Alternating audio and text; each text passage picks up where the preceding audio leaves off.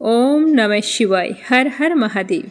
तो आज अपने सुनेंगे कार्तिक मास की कथा और कार्तिक मास महात्म्य का अगला अध्याय।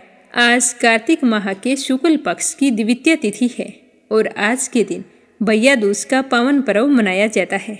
तो आप सभी को भैया दूज की हार्दिक शुभकामनाएं। सभी बहनों के जीवन में भाई का साथ हमेशा बना रहे। अपने मायके की तरफ से हर बहन खुशहाल रहे। तो सारे भाइयों से मेरा निवेदन है कि आज भैया दूज के पावन अवसर पर अपनी बहन के घर जरूर जाएं और उससे तिलक करवाकर रक्षा सूत्र बंधवाएं, ताकि आपकी और आपकी बहन की जिंदगी हमेशा खुशहाल रहे। तिलक करवाएं तो ध्यान रखें कि राहु काल का समय नहीं होना चाहिए। आज रविवार है तो शाम को 4:30 बजे से लेकर 6 बजे तक राहु काल का समय रहेगा। तो इस दौरान तिलक ना करवाएं। और बहनों से भी मेरा कहना है कि आपके भैया जब आपके घर आए तो अपने भाई के बड़े ही हंसी खुशी से स्वागत करें। मन में किसी तरह का गिला शिकवा नहीं रखना चाहिए, क्योंकि भाई की कमी वही बता सकती है जिसके भाई नहीं होता। इसीलिए शुभ मुहूर्त में अपने भाई के तिलक करें, रक्षा सूत्र बांधें और मंगल जीवन की कामना करें। तो आइए आप सभी की मंगल कामना के साथ शुरू करते हैं आज की कथा। सबसे पहले सुनेंगे एक छोटी सी कहानी गणेश जी भगवान की। एक समय की बात है, एक गांव में एक भाई बहन रहा करते थे। बहन का नियम था कि वह रोजाना अपने भाई के दर्शन करके उसी के बाद भोजन करती थी। तो इसी तरह दोनों भाई बहन बड़े हो गए और उनकी शादी कर दी गई। बहन अपनी ससुराल चली गई। अब वो वहाँ भी जल्दी जल्दी घर का काम खत्म करती और फिर अपना भाई का मुख देखने के लिए अपने मायके आती। अपने भाई से मिलने के बाद ही घर जाकर भोजन करती। तो एक दिन रास्ते में एक पीपल के नीचे गणेश जी की मूर्ति रखी थी। उसने भगवान के सामने हाथ जोड़कर कहा कि हे गणेश जी भगवान, मेरे जैसा अमर सुहाग और मेरे जैसा अमर पीहर सबको दीजिए। यह कहकर वो अपने मायके चली गई। अब उसका रोजाना का नियम था, वह 2 मिनट गणेश जी भगवान की मूर्ति के आगे रुकती और वही बात कहती और फिर अपने भाई से मिलने के लिए चली जाती। एक दिन उसके पैरों में जंगल की झाड़ियों के कांटे चुभ गए। जैसे ही वो अपने भाई के घर पहुंची और भाई का मुख देखकर बैठ गई, तब भाभी ने पूछा कि ननंद पैसा आपके पैरों में क्या हो गया। तो वह कहने लगी कि भाभी, रास्ते में जंगल की झाड़ियों के कांटे गिरे थे, वो मेरे पाँवों में चुभ गए। तो उसकी भाभी ने गर्म पानी लाकर उसके पैर धोए और फिर पट्टी बांध दी। चाय पानी पिलाया और कुछ देर बातचीत करके जब उसकी ननंद अपने घर चली गई तो उसकी भाभी पीछे से कहने लगी कि आप किस तरह के भाई हैं। अपनी बहन के पैरों की तरफ देखा है, वो तो आपका मुख देखे बिना भोजन नहीं करती और आप अपनी बहन की तरफ ध्यान नहीं देते। देखा नहीं उसके पैरों में किस तरह से कांटे चुभे हुए थे। जाओ अभी के अभी रास्ता साफ करवा दो। तो यह सुनकर उसे बड़ा ही दुख हुआ कि मेरी बहन मेरा मुंह देखने के लिए यहाँ तक आती है और मैंने कभी भी ध्यान नहीं दिया कि वो किस तरह आती है, कितनी परेशान होती है। तो अपनी पत्नी को कहने लगा कि मैं अभी जाता हूँ और सारा रास्ता साफ करके आता हूँ। तो वह कुल्हाड़ी लेकर गया और सारी झाड़ियाँ काट कर रास्ता साफ कर आया। रास्ते को साफ करते हुए उसने ध्यान नहीं दिया, गणेश जी की मूर्ति को भी वहाँ से हटा दी। तो यह देखकर गणेश जी भगवान गुस्सा हो गए। जब वह घर आया तो उसकी तबीयत खराब हो गई और गणेश जी के प्रकोप से वह मृत्यु को प्राप्त हो गया। गांव के लोग इकट्ठा हो गए, संस्कार की तैयारी करने लगे। तो उसकी पत्नी ने रोते हुए कहा कि भाई आप लोग थोड़ी देर रुक जाइए, मेरी ननंद आने वाली है, वो अपना भाई का चेहरा देखे बिना भोजन नहीं करती। तो गांव वाले कहने लगे कि आज तो अपने भाई का मुख देख लेगी, वो कल किसका मुख देखेगी। तो वह कहने लगी कि आज इनकी बहन को इनके दर्शन कर लेने दो, फिर आप ले जाना, यह उसका नियम है। तो गांव वाले उसकी बहन का इंतजार करने लगी। रोज की तरह बहन अपने भाई का मुख देखने के लिए जंगल के रास्ते से निकली। तो जंगल का रास्ता सारा साफ किया हुआ था। तो वह आगे बढ़ी तो उसने देखा कि सिद्धि विनायक भी वहाँ पर नहीं थे। तो वो सोचने लगी कि गणेश जी की मूर्ति कहाँ गई। तभी उसकी नज़र गणेश जी की मूर्ति पर पड़ी। तो उसने मूर्ति को उठाया और साफ करके वापस उसी जगह पर रख दिया और गणेश जी भगवान को प्रणाम करके कहने लगी कि हे गणेश जी भगवान, मेरे जैसा अमर सुहाग और मेरे जैसा अमर पीहर सबको देना। यह कहकर वो चली गई। तो भगवान सोचने लगे कि अगर आज मैंने इसकी नहीं सुनी तो मेरी कौन मानेगा, कौन मुझे पूजेगा। मैंने तो इसके भाई के प्राण हर लिए हैं। तो सिद्धि विनायक ने उसे आवाज़ दी कि बेटी, इस खेजड़ी की 7 पत्तियां तोड़कर ले जा और उसे कच्चे दूध में घोलकर तुम्हारे भाई के ऊपर छींटा मार देना, तो वह उठकर बैठ जाएगा। तो यह आवाज़ सुनकर बहन पीछे मुड़ी तो पीछे कोई नहीं था। तो वह सोचने लगी कि कौन था, कौन मुझे आवाज़ दे रहा था। कोई बात नहीं, जैसा सुना है वैसा कर लेती हूँ। तो उसने 7 खेजड़ी की पत्तियाँ तोड़ी और अपनी चुनरी के पल्ले बांध ली और अपने भाई के घर पहुँच गई। वहाँ जाकर देखा तो खूब सारे लोग इकट्ठा होकर बैठे थे। भाभी रो रही थी और भाई की लाश रखी हुई थी। तो यह देखकर उसे बहुत दुख हुआ। फिर उसे पत्तियों वाली बात याद आई। तो जैसे उसने सुना था उसी तरह उसने दूध में उन पत्तियों को घोलकर अपने भाई के ऊपर छींटा दिया। तो उसका भाई तो उठकर बैठ गया और कहने लगा कि बहन, आज तो मुझे बहुत गहरी नींद आई।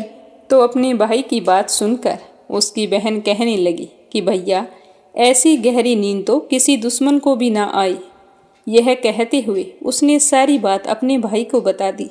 तो यह सुनकर उसके भैया और भाभी बहुत ही खुश हुए और गांव वालों को भी यह जानकर बड़ी ही हैरानी हुई।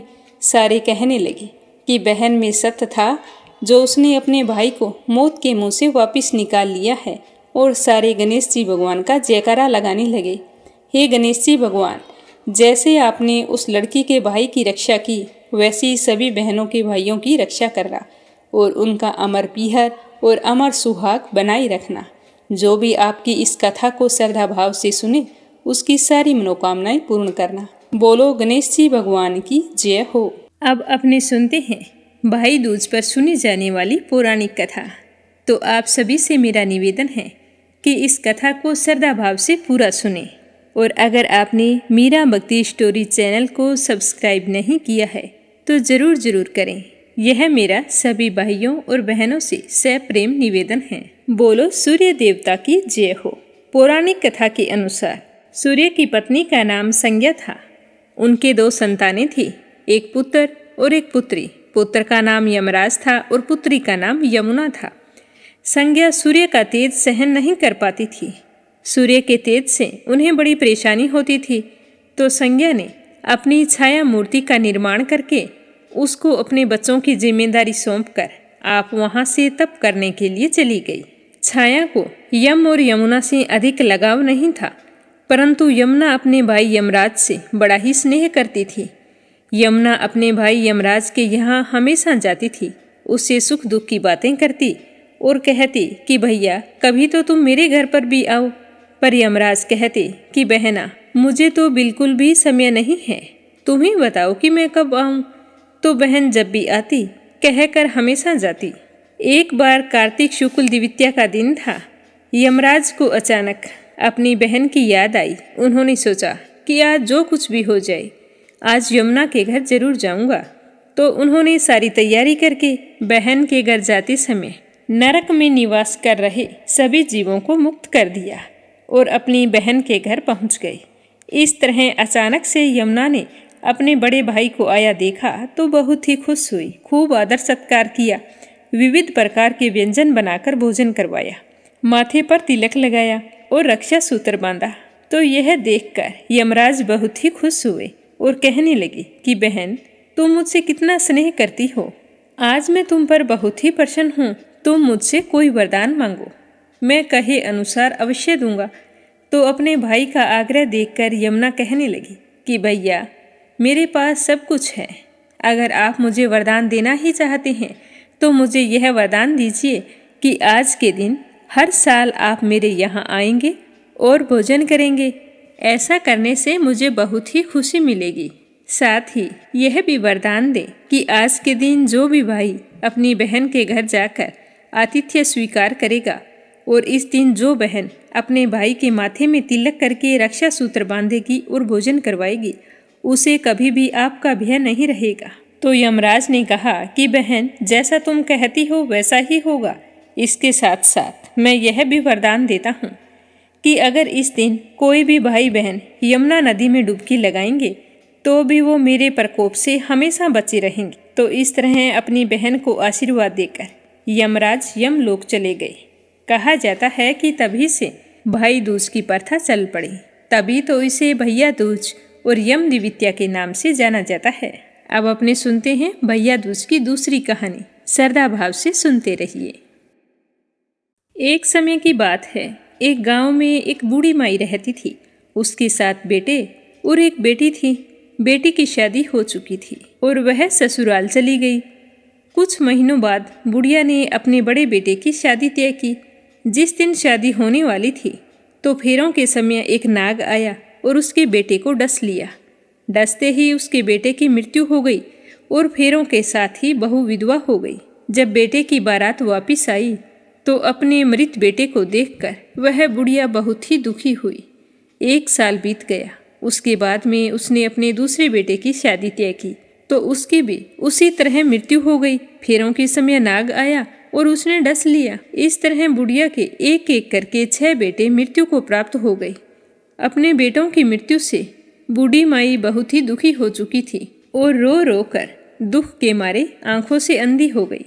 फिर उसने सोचा कि 7वें बेटे की शादी नहीं करूंगी। बहू का सुख तो पता नहीं कब देखूंगी, कहीं ये भी अपने भाइयों की तरह मृत्यु को प्राप्त ना हो जाए। ऐसा करते करते दीपावली का त्योहार आया तो बुढ़िया माई को दीपावली की कोई भी खुशी नहीं थी। दीपावली के 2 दिन बाद में भैया दूज का त्योहार था तो उसका 7वां बेटा कहने लगा कि माँ, मैं बहन के घर जाता हूँ, तिलक करवा के आऊँगा, रक्षा सूत्र बंधवाऊँगा। तो उसकी माँ ने कहा कि ठीक है बेटा, ध्यान से जाना और जल्दी आना। तो वह अपनी माँ के चरण स्पर्श करके घर से चल पड़ा। उधर जब बहन को पता चला कि उसका भाई आ रहा है तो वह तो बहुत ही खुश हुई और पागलों की तरह अपनी पड़ोसन के घर गई और कहने लगी कि बहन, मेरा भाई आ रहा है, तुम मुझे बताओ कि जब बहुत ही प्यारा भाई घर आए तो क्या करना चाहिए, क्या बनाना चाहिए।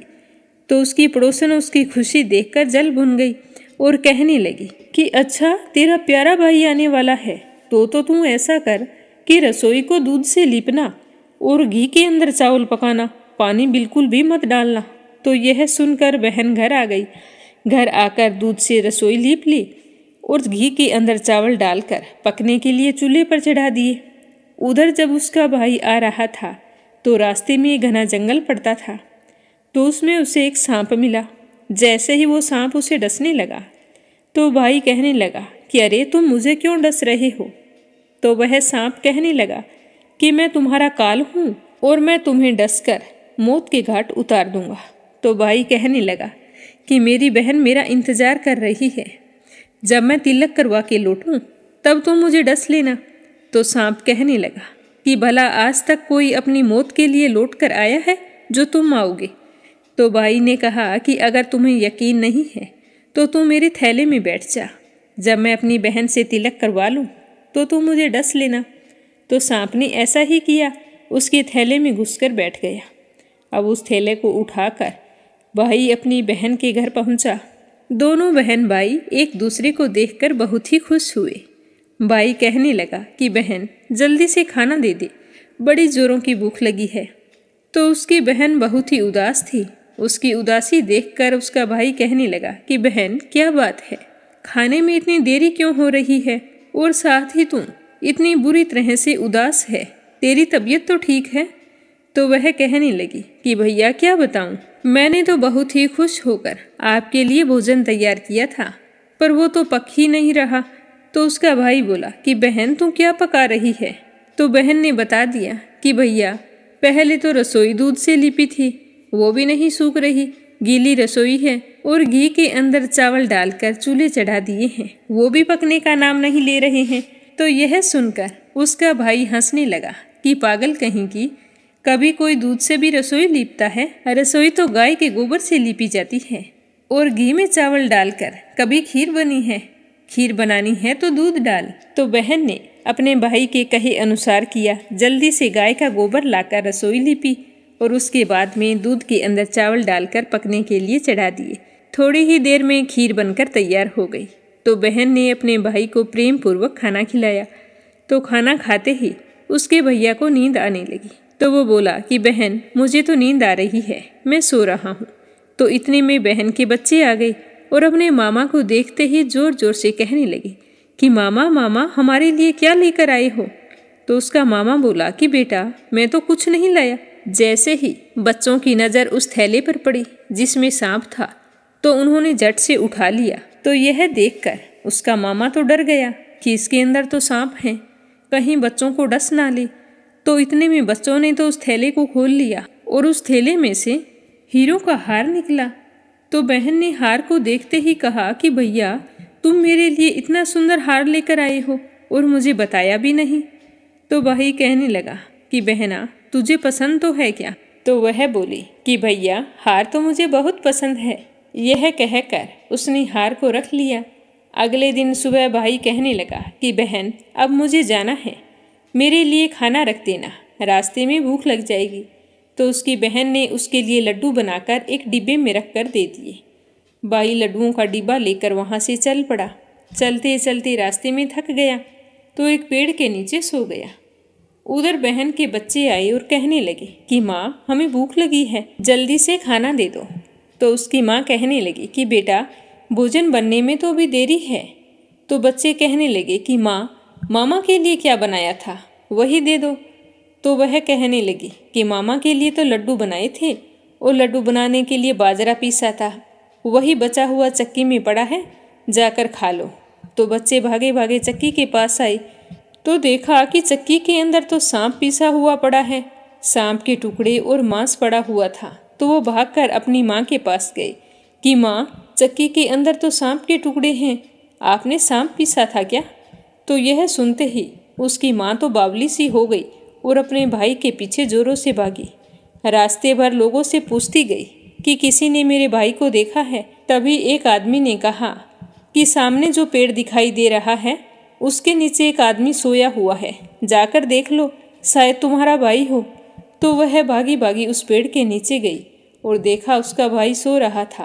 तो वो तो डर गई कि क्या पता मेरा भाई आज जिंदा है या नहीं। इस तरह घबराते हुए अपने भाई को जोरों से हिलाकर कहा कि भैया भैया, आपको नींद आ गई। तो उसका भाई जाग गया और कहने लगा कि क्या बात है बहन, तुम मेरे पीछे क्यों आई। तो वो बोली कि भैया, मैंने आपको लड्डू दिए थे, कहीं तुमने वो खा तो नहीं लिए। तो उसका भाई नींद में था, कहने लगा कि बहन, ले दे के लड्डू ही दिए थे और उन्हीं के लिए पीछे पीछे आ गई, ये रे तेरे लड्डू, तू वापस ले जा। तो उसकी बहन कहने लगी कि नहीं भाई, तू झूठ बोल रहा है, ज़रूर तूने लड्डू खाया है, अब तो मैं तेरे साथ चलूँगी। तो उसका भाई हंसकर कहने लगा कि बहना, साथ चलना था तो सीधे ही बोल देती कि मुझे मायके जाना है, बहाना बनाने की क्या ज़रूरत है। तो दोनों भाई बहन वहाँ से चल पड़े। चलते चलते रास्ते में बहन को प्यास लग गई तो वह कहने लगी कि भैया, मुझे तो पानी पीना है। तो उसका भाई बोला कि अब मैं यहाँ तेरे लिए पानी कहाँ से लाऊं। इस तरह कहते हुए उसने ऊपर आकाश में देखा तो कहीं दूर चील उड़ रही थी। तो कहा कि बहन, वो देखो सामने चील उड़ रही है, शायद वहाँ पर पानी हो, तुम वहाँ जाकर पानी पी आओ, तब तक मैं विश्राम कर लेता हूँ। तो बहन वहाँ पर चली गई, वहाँ जाकर पानी पिया और अपने भैया के लिए पानी लेकर जब वहाँ से लौट रही थी तो रास्ते में देखा कि एक जगह ज़मीन में 6 सिलाएं गड़ी है और एक बिना गड़े हुए रखी हुई है। तो उसने एक बुढ़िया से पूछा कि बूढ़ी माई, ये सिलाएं कैसी हैं, 6 तो गड़ी हुई हैं और एक बिना गड़े हैं। तो बुढ़िया कहने लगी कि पास ही में एक गांव है, उसमें एक बुढ़िया रहती है, उसके 7 बेटे थे, 6 बेटों की तो शादी के मंडप में ही मृत्यु हो गई, ये तो उनके नाम की सिलाई हैं और ये जो खाली पड़ी हैं वे 7वें बेटे के लिए हैं। जब उसके 7वें बेटे की शादी होगी तो वह भी मंडप में मर जाएगा, तब यह 7वीं सिला भी जमीन में गड़ जाएगी। तो यह सुनते ही बहन समझ गई कि जरूर मेरे भाइयों की बात हो रही है। तो उसने बुढ़िया को नहीं बताया कि वो मेरे ही भाई हैं। वो पूछने लगी कि बूढ़ी माई, 7वां है, उसे बचाने का कोई तो इलाज होगा। तो बुढ़िया ने उसकी बात सुनकर सब कुछ बता दिया कि उसके भाई को कैसे बचाया जा सकता है। सारा कुछ जानकर वह वहाँ से अपने बाल खोलकर पागलों की तरह चिल्लाती हुई अपने भाई को गालियां देती हुई चलने लगी। जैसे ही अपने भाई के पास पहुंची तो कहने लगी कि तेरी मौत तो निश्चित है, तू जरूर मरेगा। तो यह सुनकर उसका भाई सोचने लगा कि मेरी बहन को क्या हो गया है, पानी पीने गई थी और पागल होकर आ गई है। उसके समझ में कुछ नहीं आ रहा था, तो वह चुपचाप अपनी बहन को लेकर घर आ गया। तो अपनी बेटी को पागलों की तरह करती देखकर उसकी माँ को बड़ा ही दुख हुआ। वो सोचने लगी कि 6 बेटे मृत्यु को प्राप्त हो गए हैं, 7वां बेटा एक बचा है, एक बेटी थी वो भी पागल हो गई है। तो उसने एक दिन हट पकड़ ली कि छोटे भाई की सगाई करो। उसकी माँ ने उसे समझाने की कोशिश की, पर वो मानने के लिए तैयार नहीं थी कि जल्दी से इसकी सगाई कर दो, नहीं तो मैं इसको मार दूंगी। तो उसकी माँ सोचने लगी कि शायद मेरे भाग्य में बेटों का सुख लिखा ही नहीं है। अगर इसकी शादी करूंगी तो भी ये मरेगा और ना करूंगी तो ये मार देगी। अब इस पागल को समझाने का कोई फायदा नहीं है, अब जो भाग्य में होगा वो देखा जाएगा। तो बुढ़िया ने अपने छोटे बेटे की शादी तय कर दी। शादी का दिन आ गया। जब उसके भाई को सेहरा पहनाया जाने लगा तो वो कहने लगी कि इसको सेहरा क्यों बंधवा रहे हो, सेहरा तो मैं पहनूंगी, इसकी तो मौत निश्चित है, ये जरूर मरेगा। तो सारे लोग उसकी बात सुनकर बहुत ही परेशान हो गए और सेहरा बहन को दे दिया। तो बहन ने सेहरा पकड़कर देखा तो उसके अंदर सांप का बच्चा था। तो उसने जल्दी से उसमें से निकाल कर उसे फेंक दिया और फिर सेहरा अपने भाई को पहना दिया। जब भाई घोड़ी पर चढ़ने लगा तो बहन फिर कहने लगी कि ये घोड़ी पर क्यों चढ़ेगा, घोड़ी पर तो मैं चढ़ूंगी, इसे तो मरना है, इसकी मौत निश्चित है, इसकी लाश को चील कौवे खाएंगे। तो यह सुनकर गांव वाले और रिश्तेदार बहुत ही परेशान हो गए और सोचने लगे कि बेचारी इस बुढ़िया माई ने न जाने कौन से बुरे कर्म किए थे जिनका फल इन्हें आज भुगतना पड़ रहा है। 6 बेटों की मृत्यु हो गई है और बेटी पागल होकर अपने एक ही बचे हुए भाई को न जाने क्या क्या बद्दुआएं दे रही है। तो उसकी जिद के आगे सारे हार गए और उसे घोड़ी पर चढ़ा दिया। अब बारात चलने लगी तो उसकी बहन ने कहा कि ये दरवाजे में से नहीं जा सकता, इसे तो पीछे के रास्ते से लेकर जाओ, दरवाजे से तो मैं जाऊंगी। तो वह घोड़ी पर बैठकर जैसे ही दरवाजे के नीचे से जा रही थी तो दरवाज़ा अचानक से गिरने लगा। बहन ने एक ईंट उठाकर अपनी चुनरी में रख ली तो दरवाज़ा वहीं पर रुक गया। तो यह देखकर लोगों को बड़ी ही हैरानी हुई। फिर चलते चलते एक जगह रास्ते में बारात को रोक दिया गया। जैसे ही दूल्हे को पीपल के पेड़ के नीचे खड़ा किया तो वो कहने लगी कि अरे इसे छाँव में खड़ा क्यों किया है, ये तो धूप में खड़ा रहेगा, इसे तो मरना ही है, छाँव में तो मैं खड़ी होऊंगी। तो जैसे ही वह बहन पेड़ के नीचे खड़ी हुई तो पेड़ अचानक से गिरने लगा। तो बहन ने एक पत्ता तोड़कर अपनी चुनरी में रख लिया तो पेड़ वहीं पर रुक गया। तो यह देखकर गांव वाले सोचने लगे कि ये कोई बावली या पागल नहीं है, ये तो जरूर अपने भाई को बचाने के लिए कुछ न कुछ टोना टोटका सीख कर आई है, जो बार बार अपने भाई की रक्षा कर रही है। ऐसा करते करते फेरों का समय आ गया। जब दुल्हन फेरों पर आई तो बहन दुल्हन के कान में कहने लगी कि अब तक तो मैंने तेरे पति को बचा लिया है, अब तुम्हें ही बचाना है। अगर तुम चाहो तो अपने चतुराई से अपने पति के साथ साथ अपने मरे हुए जेठों को भी बचा सकती हो। तो उसने अपनी ननंद से कहा कि आप चिंता ना करें। तो यह सुनकर उसकी ननंद बहुत ही खुश हुई और वहीं पर बैठ गई। फिर दोनों के फेरे होने लगे। जैसे ही फेरे पूरे होने वाले थे तभी वहाँ पर एक सांप आया और वो दूल्हे को डसने लगा। तो दुल्हन ने उसे एक हांडी के नीचे दबा दिया। तभी वहाँ पर लहराती हुई नागिन आई और दुल्हन से कहने लगी कि मेरे पति को छोड़ दे। तो दुल्हन ने कहा कि पहले तू मेरे पति को छोड़। तो नागिन ने कहा कि ठीक है, तेरे पति को छोड़ दिया, अब तू मेरे पति को छोड़। तो दुल्हन बोली कि ऐसे नहीं, 3 बार बोल फिर छोड़ूंगी। तो नागिन ने 3 बार बोल कर कहा कि 3 बार बोल दिया है, अब तो मेरे पति को छोड़ दे। तो दुल्हन बोली कि एक पति को छोड़ने से क्या होगा, हंसने बोलने के लिए जेठ जेठानी भी तो होने चाहिए। तो नागिन ने उसके एक जेठ को छोड़कर कहा कि अब तो मेरे पति को छोड़ दे। तो दुल्हन कहने लगी कि एक से क्या होगा, एक तो परदेश चला जाएगा, फिर मैं किसके साथ बातचीत करूंगी। तो नागिन ने दूसरे जेठ को भी छोड़ दिया, कहा अब तो मेरे पति को छोड़ दे।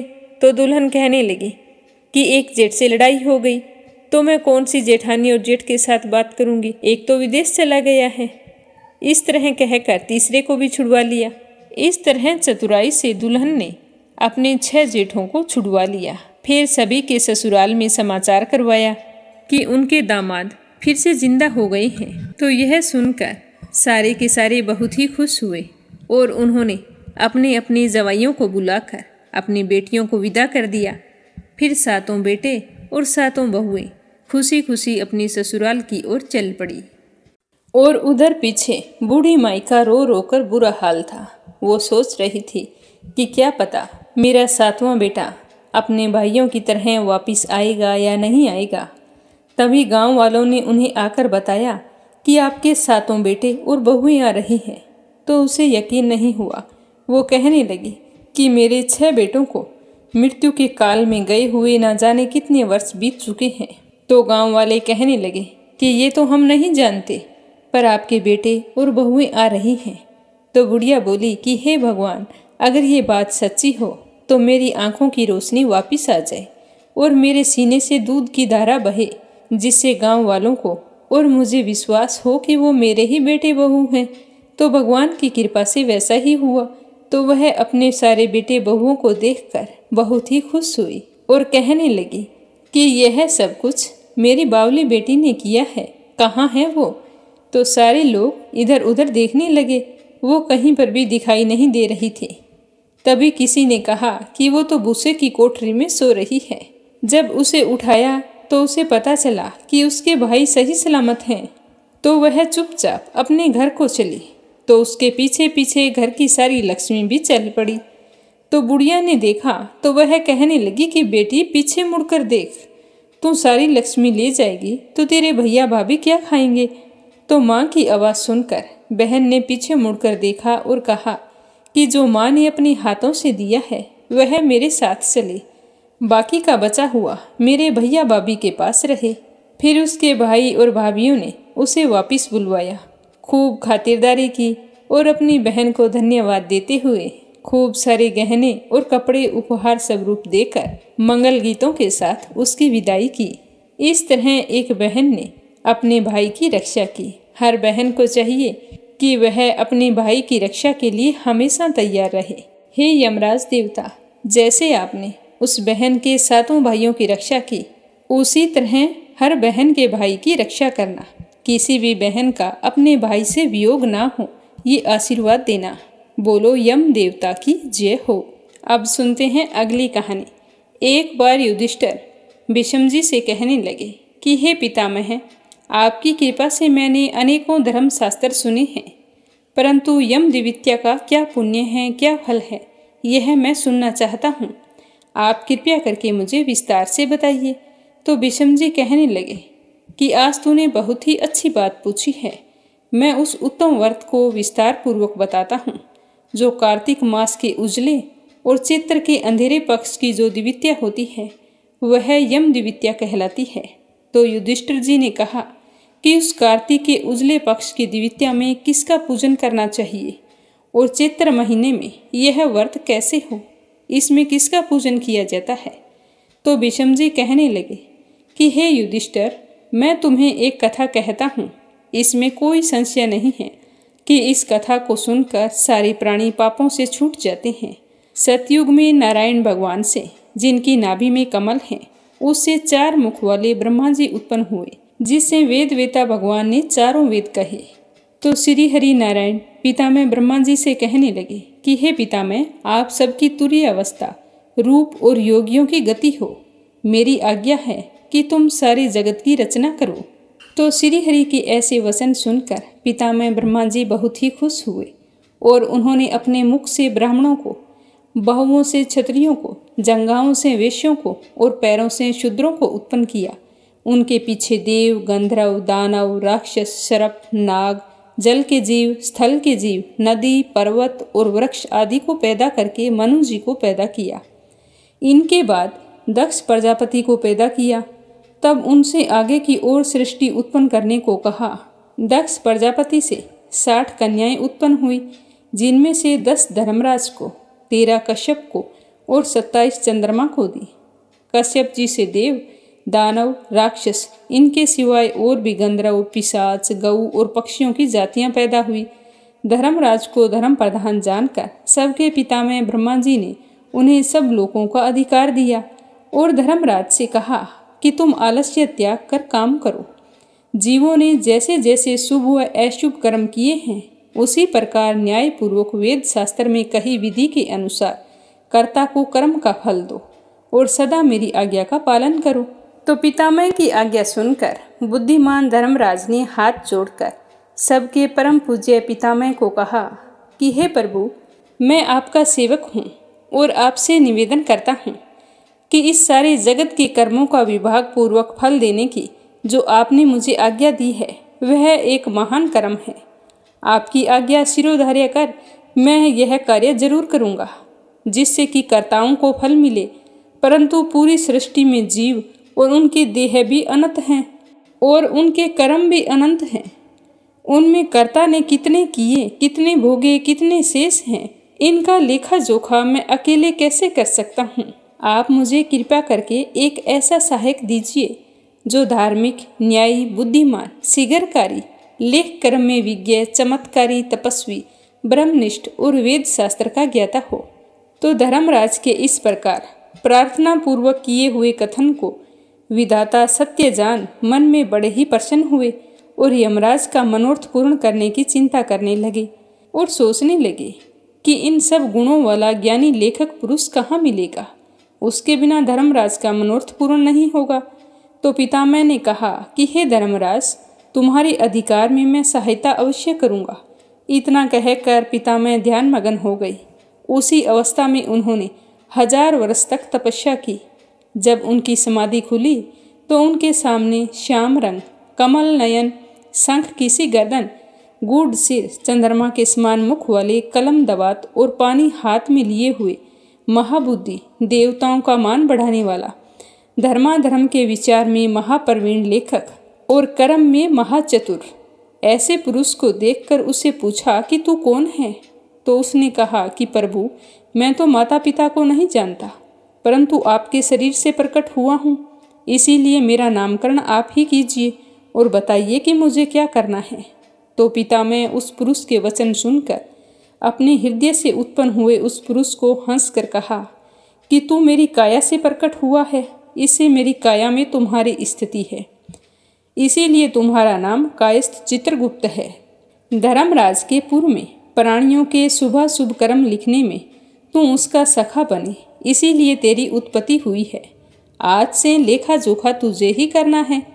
तो पितामह ने चित्रगुप्त से इस तरह कहकर धर्मराज से कहा कि हे धर्मराज, यह उत्तम लेखक तुझको मैंने दिया है जो संसार में सब कर्म सूत्र की मर्यादा पालने के लिए है। इतना कहकर पितामह ब्रह्मा जी अंतर्ध्यान हो गए। फिर वह चित्रगुप्त कोटि नगर को जाकर चंड प्रचंड ज्वालामुखी काली जी के पूजन में लग गया। उपवास करके उसने भक्ति के साथ चंडिका की भावना मन में की। उसने उत्तमता से चित्त लगाकर ज्वालामुखी देवी का जप और स्तोत्रों से भजन पूजन और उपासना इस प्रकार की कि हे जगत को धारण करने वाली, तुमको नमस्कार है महादेवी, तुमको नमस्कार है। स्वर्ग, मृत्यु, पाताल आदि लोक लोकांतरों की रोशनी देने वाली, तुमको नमस्कार है। संध्या और रात्रि रूप भगवती, तुमको नमस्कार है। श्वेत वस्त्र धारण करने वाली सरस्वती, तुमको नमस्कार है। सत्य रज तमोगुण रूप देवगणों को कांति देने वाली देवी, हिमाचल पर्वत पर स्थापित आदि शक्ति चंडी देवी, तुमको नमस्कार है। उत्तम और न्यून गुणों से रहित वेद की प्रवृत्ति करने वाली, 33 कोटि देवताओं को प्रकट करने वाली, त्रिगुण रूप निर्गुण गुण रहित, गुणों से परे गुणों को देने वाली, 3 नेत्रों वाली, 3 प्रकार की मूर्ति वाली, साधकों को वर देने वाली, दैत्यों का नाश करने वाली, इंद्रादि देवों को राज्य देने वाली, श्री हरि से पूजित देवी, हे चंडिका, आप इंद्रादि देवों को जैसे वरदान देती हो वैसे ही मुझको वरदान दीजिए। मैंने लोगों के अधिकार के लिए आपकी स्तुति की है, इसमें कोई संशय नहीं है। तो चित्रगुप्त की ऐसी स्तुति सुनकर देवी प्रकट होकर बोली कि हे चित्रगुप्त, तूने मेरी आराधना और पूजन किया है तो मैं खुश होकर तुमको वरदान देती हूँ कि तू परोपकार में कुशल, अपने अधिकार में स्थान स्थिर और असंख्य वर्षों की आयु वाला होगा। यह वरदान देकर दुर्गा देवी जी अंतर्ध्यान हो गई। उसके बाद चित्रगुप्त धर्मराज के साथ उसके स्थान पर गए और वे आराधना करने योग्य अपने आसन पर स्थित हुए। उस समय पृथ्वी का एक राजा जिनका नाम सोदास था, सौराष्ट्र नगर में उत्पन्न हुआ। वह महापापी, पराया धन चुराने वाला, पराई स्त्रियों में आसक्त, महाअभिमानी, चुगलखोर और पाप कर्म करने वाला था। हे राजन, जन्म से लेकर सारी उम्र उसने कोई भी धर्म का कार्य नहीं किया था। किसी समय वह राजा अपनी सेना लेकर उस वन में, जहाँ बहुत सारे हिरण और जीव रहते थे, शिकार खेलने के लिए गया। वहाँ उसने देखा कि एक ब्राह्मण निरंतर व्रत कर रहा है। वह ब्राह्मण चित्रगुप्त और यमराज जी का पूजन कर रहा था। यम द्वितीया का दिन था, तो राजा ने पूछा कि महाराज, आप क्या कर रहे हैं? तो ब्राह्मण ने यम द्वितीया व्रत कह सुनाया।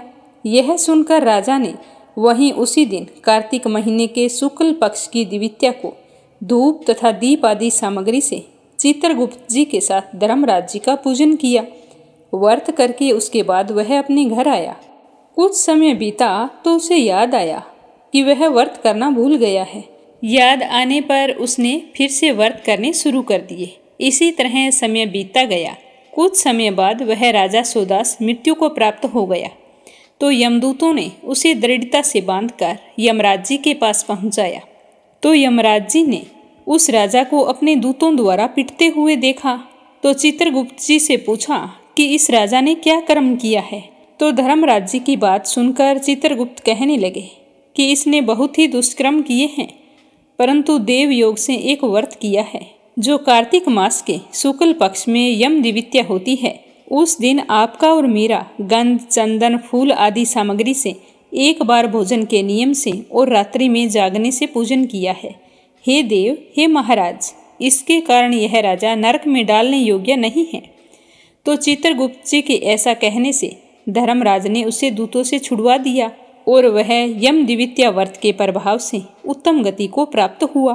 तो ये सब सुनकर राजा युधिष्ठिर विषम से कहने लगे कि हे पितामह, इस व्रत में मनुष्य को धर्मराज और चित्रगुप्त का पूजन कैसे करना चाहिए, मुझे भी बताइए। तो विषम जी कहने लगे कि यम द्वितीया के विधान को सुनो। एक पवित्र स्थान पर धर्मराज और चित्रगुप्त की मूर्ति बनाएं और उनकी पूजा की कल्पना करें।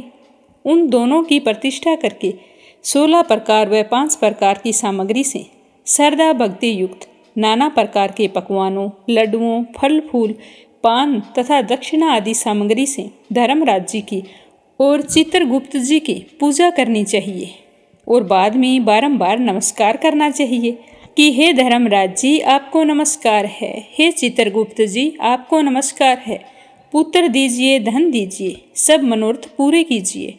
इस प्रकार चित्रगुप्त जी के साथ श्री धर्मराज जी का पूजन करके विधि से दवात और कलम की पूजा करें। चंदन, कपूर, नैवेद्य, पान, दक्षिणा आदि सामग्रियों से पूजन करें और कथा सुनें और बहन के घर जाकर भोजन करें। फिर बहन को धन का उपहार दें। इस प्रकार भक्ति के साथ यम द्वितीया का व्रत करने वाला पुत्रों से युक्त होता है और मनोवांछित फलों को पाता है। तो ये थी यम द्वितीया के दिन सुनी जाने वाली पौराणिक कथाएं। इस कथा को जो भी कार्तिक मास के शुक्ल पक्ष की द्वितीया तिथि को सुनता है वह पुण्य का भागी बनता है। निसंतान को संतान की प्राप्ति होती है और जिनके संतान होती है उन्हें संतान पक्ष की ओर से कभी भी कोई परेशानी का या वियोग का सामना नहीं करना पड़ता। बोलो धर्मराज जी की जय हो, बोलो चित्रगुप्त जी की जय हो। तो अब अपने सुनते हैं कार्तिक स्नान की कथा। श्रद्धा भाव से सुनते रहिए। बोलो विष्णु भगवान की जय हो। किसी नगर में एक साहूकार का परिवार रहता था। उसमें साहूकारनी, उसका बेटा और एक बहू रहती थी। तो उनकी बहू का नियम था कि वो कार्तिक के महीने में तारा भोजन किया करती थी। कार्तिक माह के पहले दिन से ही सुबह सूर्योदय से पहले उठती, फिर स्नान करके विष्णु भगवान की और तुलसी माता की पूजा किया करती थी। उसके बाद कार्तिक स्नान की कथा सुनाया करती थी। तो एक दिन उसने अपनी सास से कहा कि सासू माँ, मेरी कहानी सुन लो। तो उसकी सास कहने लगी कि मुझे तो मेरी पूजा करनी है तुम ना जाने कौन से नियम धर्म पकड़ कर बैठी हो। मुझे तेरी कहानी सुनने के लिए जरा भी समय नहीं है। तो वह अपनी जेठानी के पास गई और कहने लगी कि जेठानी जी, आप मेरी कहानी सुन लीजिए। तो उसकी जेठानी ने मना करते हुए कहा कि तुम तो सुबह सवेरे नहा धोकर बैठ जाती हो, पर मुझे तो अभी खाना बनाना है। तो इस तरह कहते हुए उसने भी मना कर दिया। फिर उसने अपनी देवरानी से कहा, तो देवरानी ने भी बहाना बना दिया कि मेरा बच्चा छोटा है, अभी उठने वाला है, उसे देखना पड़ेगा। अगर मैं कहानी सुनने बैठ गई और वो रोने लगा तो मैं क्या करूँगी। तो यह कहकर देवरानी ने भी बहाना बना लिया। तो फिर वह अपनी ननंद के पास गई और कहने लगी कि ननंद बाईसा, आप तो मेरी कहानी सुन लीजिए, सूर्योदय होने वाला है। तो ननंद बाईसा कहने लगी कि मेरे ससुराल से मुझे बुलावा आया है और मुझे जाने के लिए तैयारी करनी है। तुम तो कहानी लेके बैठ जाओगी, इतना समय मेरे पास नहीं है कि मैं तुम्हारी कहानी सुनती ही रहूं। तो इस तरह सबके मना करने पर वह उदास हो गई और अपने पति के पास जाकर बोली कि आप ही मेरी कहानी सुन लीजिए। तो उसके पति ने कहा कि मुझे तो अभी व्यापार देखना है, कहानी सुनने का समय मेरे पास नहीं है। तो वह बेचारी चुपचाप बैठी रही, सोचने लगी कि आज मैं मेरी कहानी किसे सुनाऊं। तो फिर वह पड़ोसन के पास जाती है और कहती है कि बहन, तुम मेरे कार्तिक माह की कथा सुन लो। तो उसकी पड़ोसन खुशी से तैयार हो जाती है और कहती है कि बहन रुको, मैं अभी स्नान करके आती हूँ। स्नान करके वो बड़े ही श्रद्धा भाव से प्रेम पूर्वक अपनी पड़ोसन से कहानी सुनती है। सुनकर कहती है कि बहन, कहानियाँ तो बहुत अच्छी हैं, अब से तुम रोजाना मुझे ही सुना दिया करो। तब पूरे महीने वो दोनों कहानियाँ सुनती है और बड़े ही श्रद्धा भाव से भगवान श्री हरि विष्णु और तुलसी माता की पूजा करती है। तो इस तरह बहू ने पूरे कार्तिक मास तारा भोजन किया। तो जैसे ही कार्तिक का महीना पूरा हुआ तो भगवान उससे बहुत ही प्रसन्न हुए और उसके लिए स्वर्ग से विमान भेजा। जैसे ही उनके घर विमान आया तो सबसे पहले सास ने देखा तो वो भागकर विमान के पास गई।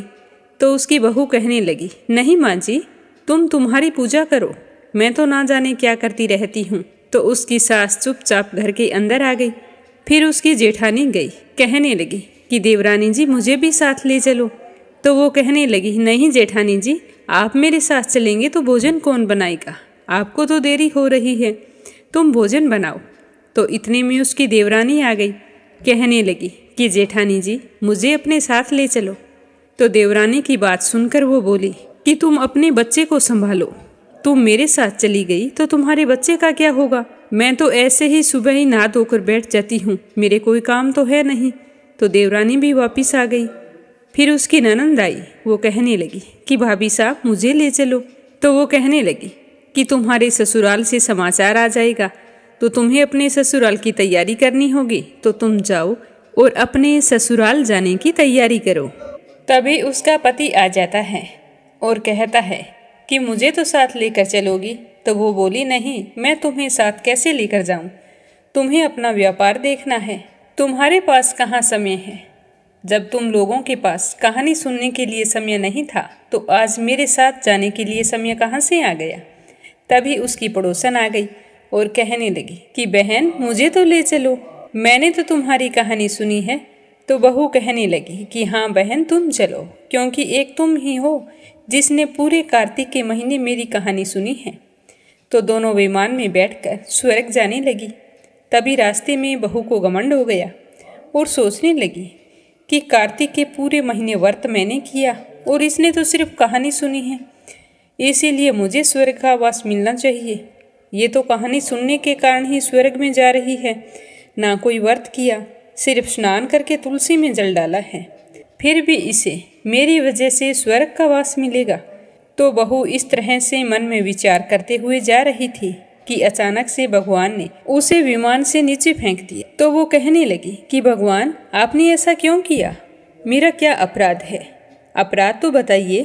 तो भगवान कहने लगे कि तुझे अभिमान हो गया है, इसीलिए तू अब धरती पर ही रहे और स्वर्ग में सिर्फ तेरी पड़ोसन जाएगी, क्योंकि इसने पूरे श्रद्धाभाव से तुम्हारी सारी कहानियों को सुना है।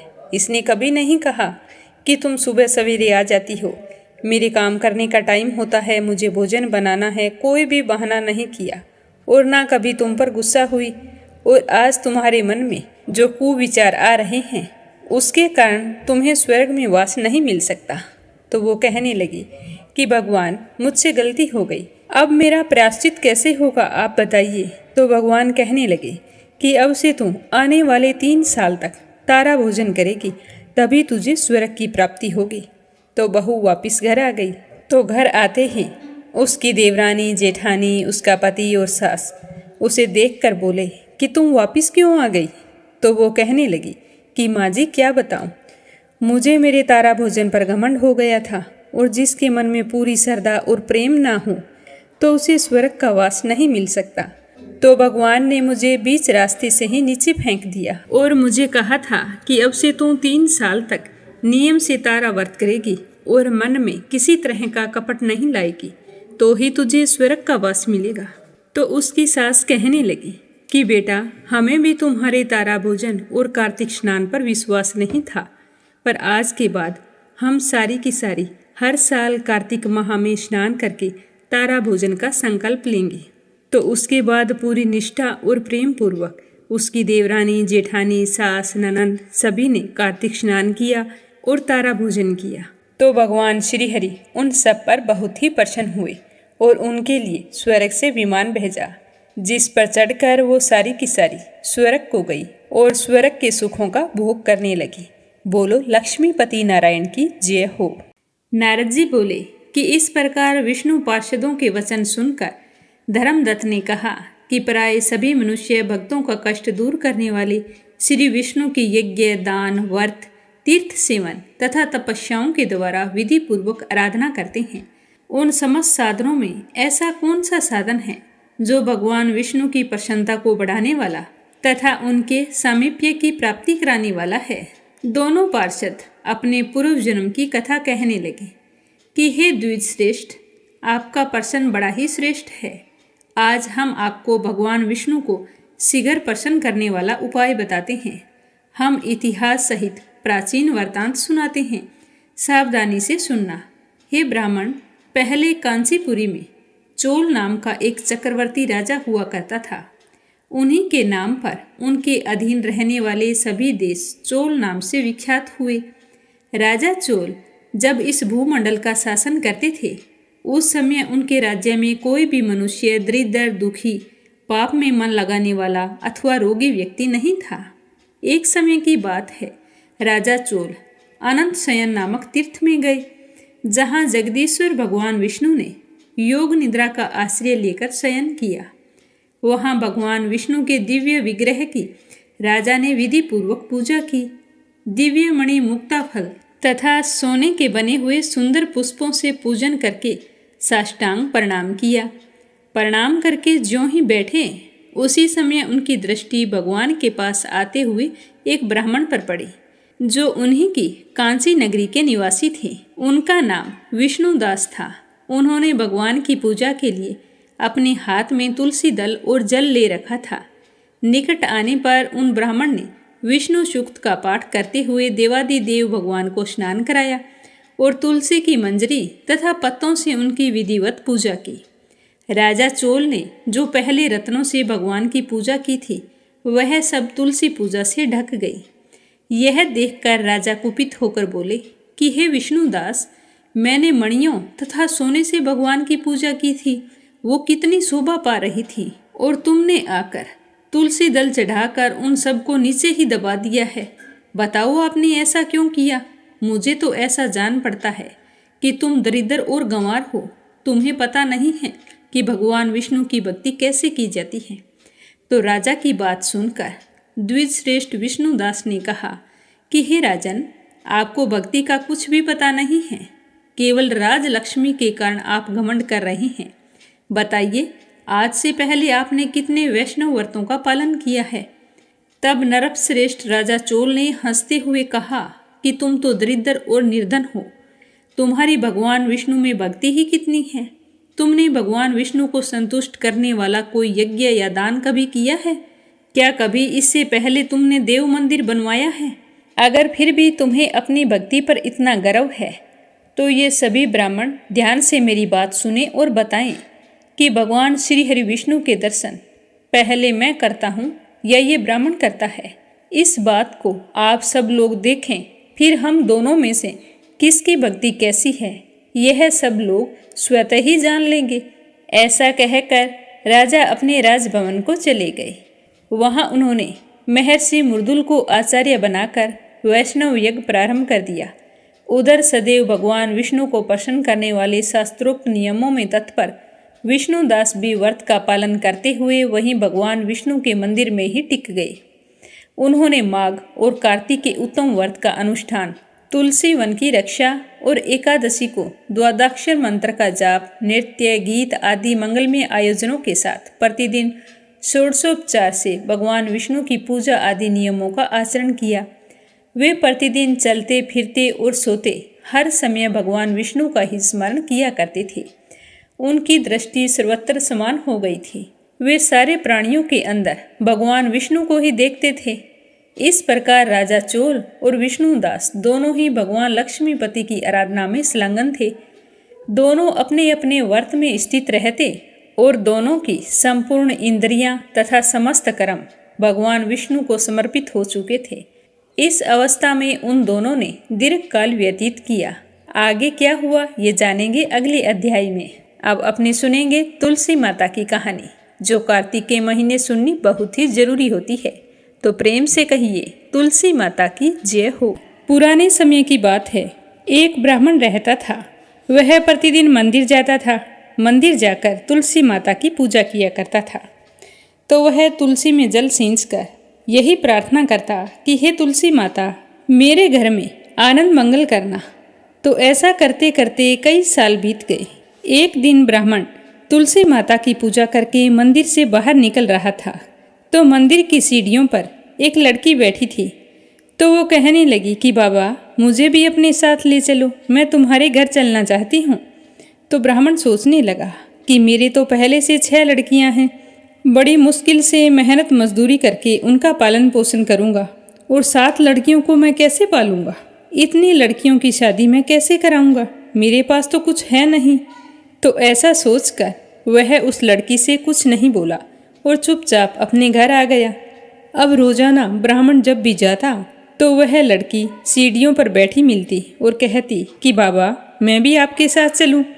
तो ब्राह्मण रोजाना एक ही बात सुनकर सोच सोचकर परेशान रहने लगा कि मुझे क्या करना चाहिए। इसी तरह सोच विचार में उसने खाना पीना छोड़ दिया और दिन ब दिन कमजोर होने लगा।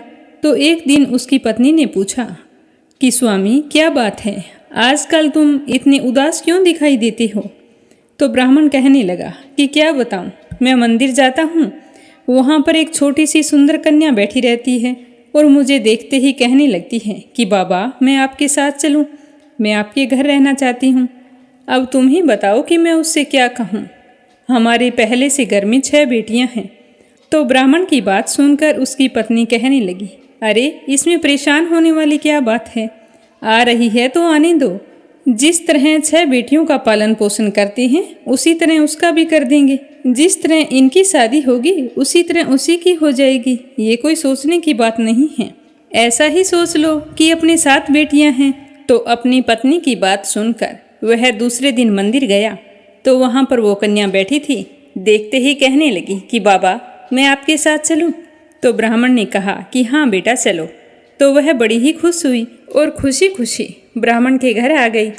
उसे देखकर ब्राह्मण की पत्नी और उसकी बेटियां बड़ी ही प्रसन्न हुई।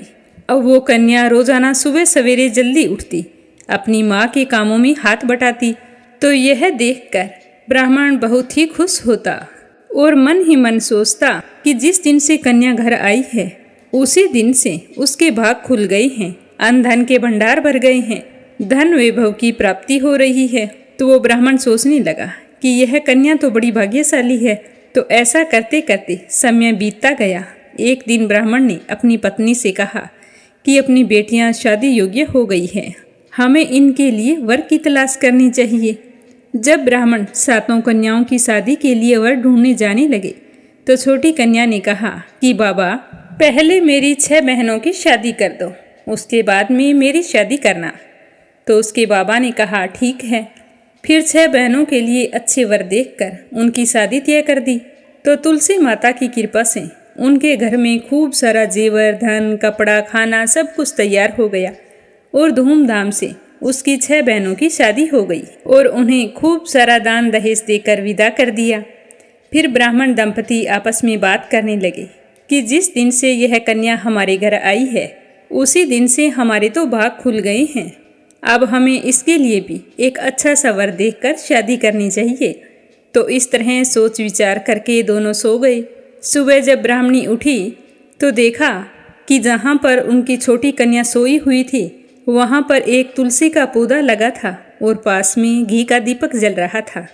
तो यह देखकर उसे बड़ी ही हैरानी हुई और उसने ब्राह्मण को उठाया कि देखो ये सब क्या है। तो ब्राह्मण के देखते ही सब कुछ समझ में आ गया। कहने लगे कि इतने सालों से हमारे बीच तुलसी माता रह रही थी और हमें पता भी नहीं चला।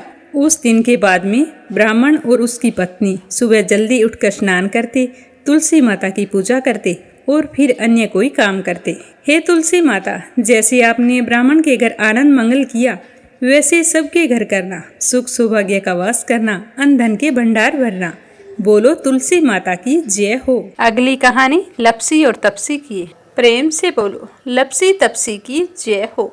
एक लपसी था, एक तपसी था।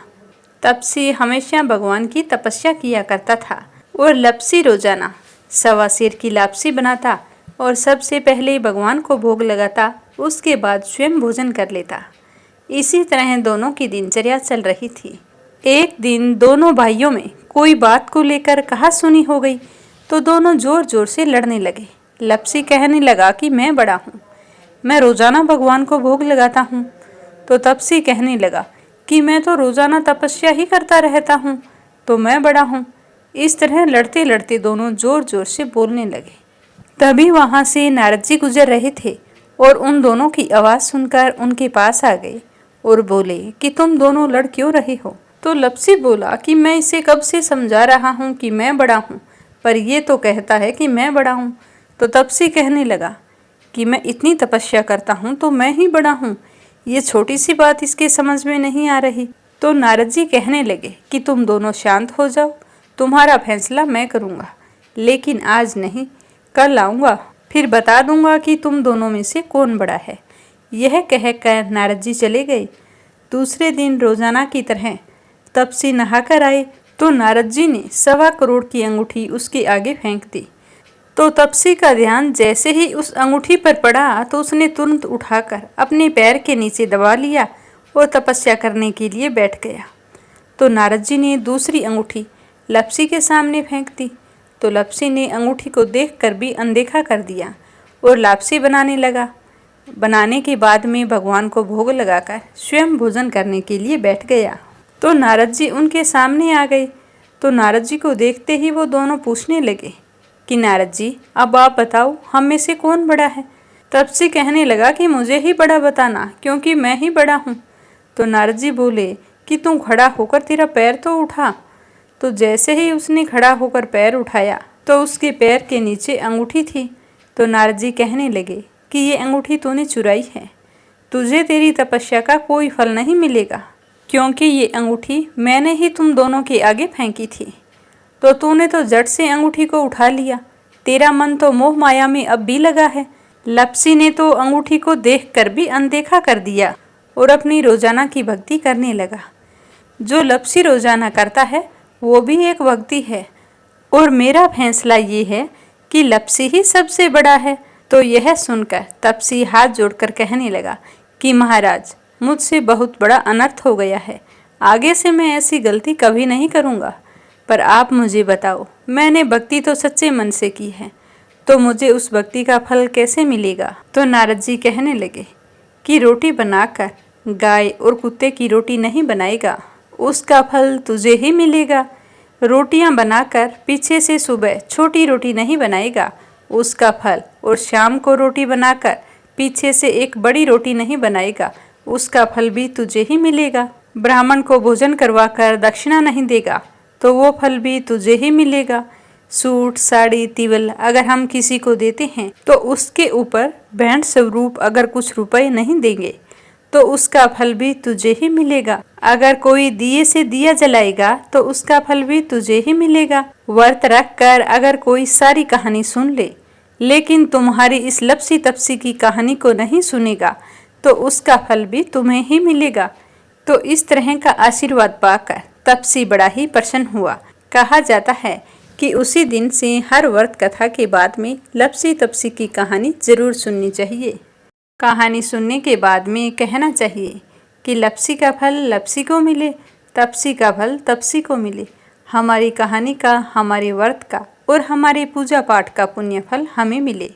कथा समाप्त होते ही कमेंट बॉक्स में लक्ष्मीपति नारायण की जय हो जरूर लिखें और मीरा भक्ति स्टोरी चैनल को सब्सक्राइब करके वीडियो को ज़्यादा से ज़्यादा विष्णु भक्तों में शेयर करें।